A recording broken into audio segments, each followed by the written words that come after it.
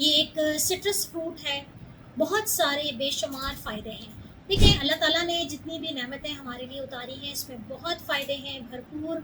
वो विटामिन्स के साथ, मिनरल्स के साथ लोडेड होता है और यही वजह है कि हम अपने डायबिटीज़ पेशेंट्स को ज़रूर रिकमेंड करते हैं। तो इसी सिलसिले में आज मैं जिस फ्रूट का ज़िक्र करने जा रही हूँ, वो हर डायबिटीज़ पेशेंट का पसंदीदा होता है और बहुत सारे लोग इसे डायबिटीज़ की दवा समझ के भी खाते हैं। जी हाँ, आज हम बात कर रहे हैं ग्रेप फ्रूट यानी चकोतरा के बारे में। ग्रेप फ्रूट को इस्तेमाल करने से पहले आपने इन बातों का बहुत ज़्यादा ख़्याल रखना है। वो है ग्रेप फ्रूट का एक बहुत बड़ा साइड इफ़ेक्ट।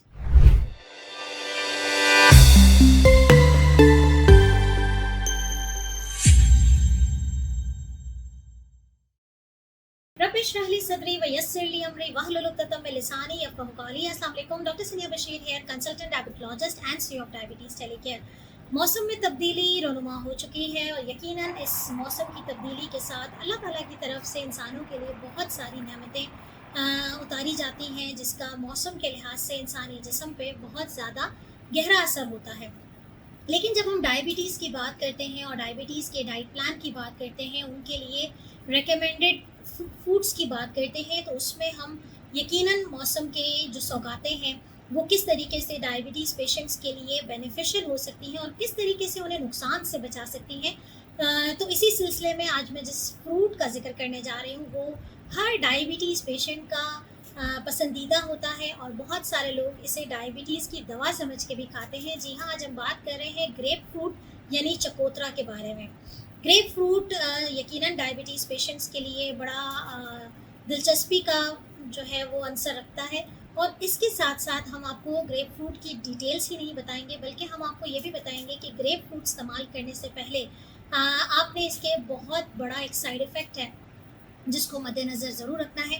तो अगर आप भी ग्रेप फ्रूट लवर हैं, तो इस वीडियो को एंड तक ज़रूर देखिएगा, ताकि ग्रेप फ्रूट आपके लिए फ़ायदेमंद साबित हो सके, ना कि आपके लिए नुकसानदेह साबित हो। ग्रेप फ्रूट, जिसे उर्दू में हम चकोतरा कहते हैं, इसका मौसम शुरू हो चुका है और यकीनन ये एक सिट्रस फ्रूट है।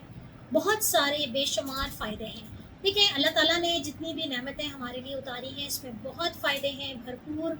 वो विटामिन्स के साथ, मिनरल्स के साथ लोडेड होता है और यही वजह है कि हम अपने डायबिटीज़ पेशेंट्स को ज़रूर रिकमेंड करते हैं कि वो अपने फ्रूट इंटेक को मेंटेन रखें और दिन में 3 दफ़ा अपने मील्स के साथ अपने फ्रूट के इंटेक को मेंटेन रखें, पोर्शन साइज़ को समझते हुए।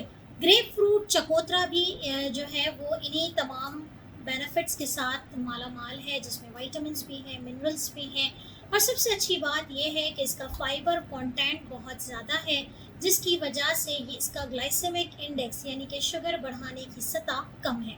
इसका ग्लाइसेमिक इंडेक्स 25 है, जो कि लो ग्लाइसेमिक इंडेक्स में आता है और इसके अंदर मौजूद फाइबर शुगर के लेवल्स को ज़्यादा बढ़ने नहीं देती है। इम्पॉर्टेंट बात यह है कि इसके न्यूट्रिशन फैक्ट्स अगर हम देखें या इसके कार्ब काउंट को अगर हम देखें, तो एक मीडियम साइज़ का जो चकोतरा है, एक मीडियम साइज़ का ग्रेप फ्रूट के अंदर तकरीबन 10 ग्राम्स कार्ब मौजूद होते हैं। That is equivalent to 1 portion और 1 सर्विंग साइज़ ऑफ फ्रूट।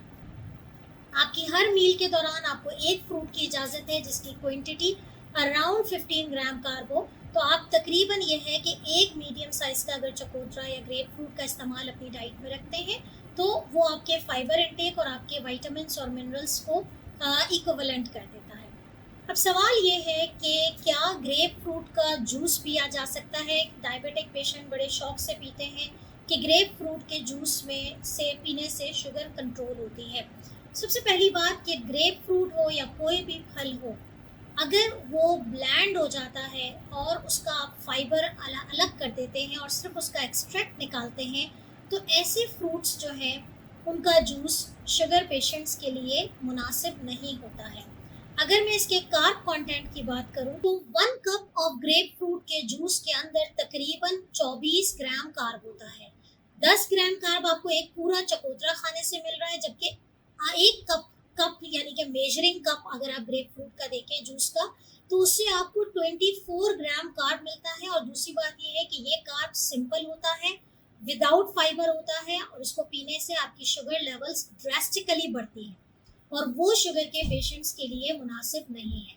तो डायबिटीज पेशेंट्स के लिए grapefruit as a whole खाएं, लेकिन ग्रेप फ्रूट का जूस से जितना हो सकता है अवॉइड करें। एक बड़ी इंपॉर्टेंट बात जो हम तमाम डायबिटीज पेशेंट्स को जरूर कहते हैं कि ग्रेप फ्रूट को इस्तेमाल करने से पहले आपने इन बातों का बहुत ज़्यादा ख्याल रखना है।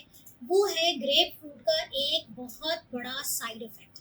जी हाँ, ग्रेप फ्रूट का एक बड़ा साइड इफ़ेक्ट है कि वो डायबिटीज़ के पेशेंट्स हो या नहीं हो, जब वो जिस्म में ग्रेप फ्रूट जाता है तो उसका एक काम है कि वो इंसान जो दवाइयाँ इस्तेमाल कर रहा होता है उसके साथ उससे निकलने वाला एक केमिकल, ग्रेप फ्रूट से निकलने वाला केमिकल उन दवाइयों के साथ जुड़ जाता है, उसके इंटरेक्शंस होते हैं, जिसकी वजह से वो दवाइयाँ जिस्म में ज़्यादा देर तक रह सकती हैं। उनकी दवाइयों की जो मेटाबॉलिज्म है, जो इसका प्रोसेस होता है डाइजेशन का, उसको स्टॉप कर देता है, जिसकी वजह से वो दवाइयाँ ब्लड में ज़्यादा देर तक रहती हैं, या फिर इन अदर केसेस वो दवाइयाँ बहुत रैपिडली मेटाबोलाइज हो जाती हैं।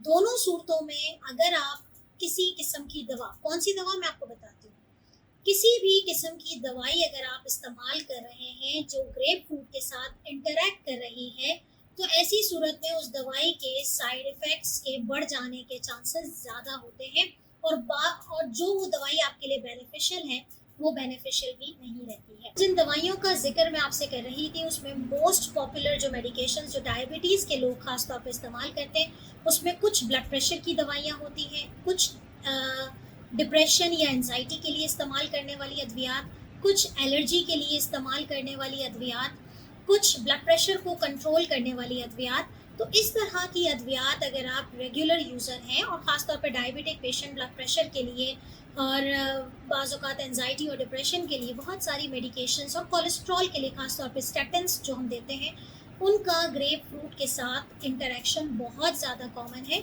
और उसके जिस्म में ज़्यादा देर तक रहने की वजह से वो बाज़ औक़ात ना सिर्फ बेनिफिट दे रही होती है बल्कि उसकी एक्सेसिव जो प्रेजेंस है बाज़ औक़ात नुकसान का भी हामी हो सकती है। और ग्रेप फ्रूट वाले जो लोग हैं जो ग्रेप फ्रूट खाते हैं, उनको इस बात के लिए अपने डॉक्टर से ज़रूर कंसल्ट करना चाहिए। लेकिन इसके लिए एक छोटी सी टिप है कि अगर आप ग्रेप फ्रूट का टाइम वो चूज़ करें कि जिस टाइम पे आपकी दवा को खाए हुए या दवा खाने में 4 घंटे का टाइम अगर रहे तो आप ग्रेप फ्रूट का इंटेक कर सकें। तो आइडियल टाइम जो मैं अपने पेशेंट्स को रिकमेंड करती हूँ कि ग्रेप फ्रूट दोपहर के टाइम पे खाया करें, क्योंकि अमूमी तौर पे जो मेडिकेशंस होती हैं वो या तो सुबह दी जाती हैं और रात को दी जाती हैं। दोपहर के टाइम पे अमूमी तौर पे बहुत कम मेडिकेशंस होती हैं। तो अगर आप मेडिकेशन दोपहर को नहीं खाते हैं तो आप ग्रेप फ्रूट का इस्तेमाल दोपहर में किया करें, या फिर अपनी मेडिकेशन खाने के 4 घंटे बाद, ताकि उसकी डाइजेशन और उसकी एब्जॉर्प्शन सही तरीके से हो चुकी हो। तो मुझे उम्मीद है कि जो ग्रेप फ्रूट के लवर्स हैं, जो शौक से खाते हैं, तो जिनको लगता है कि ग्रेप फ्रूट खाने से हमारी शुगर कंट्रोल होती है, तो डेफिनेटली फाइबर और उसके शुगर इंटेक की वजह से, जो कि ग्लाइसेमिक इंडेक्स उसका लो है, तो आपकी स्वीट क्रेविंग्स को भी कंट्रोल करती है, आपको फाइबर भी देती है, आपके शुगर्स को भी कंट्रोल रखती है। बहुत सारे फ़ायदे होने के साथ कुछ टिप्स हैं जिनको ख्याल रखना बहुत ज़रूरी है। बहुत ख्याल रखिएगा, दुआ में आपके। अल्लाह हाफ़िज़।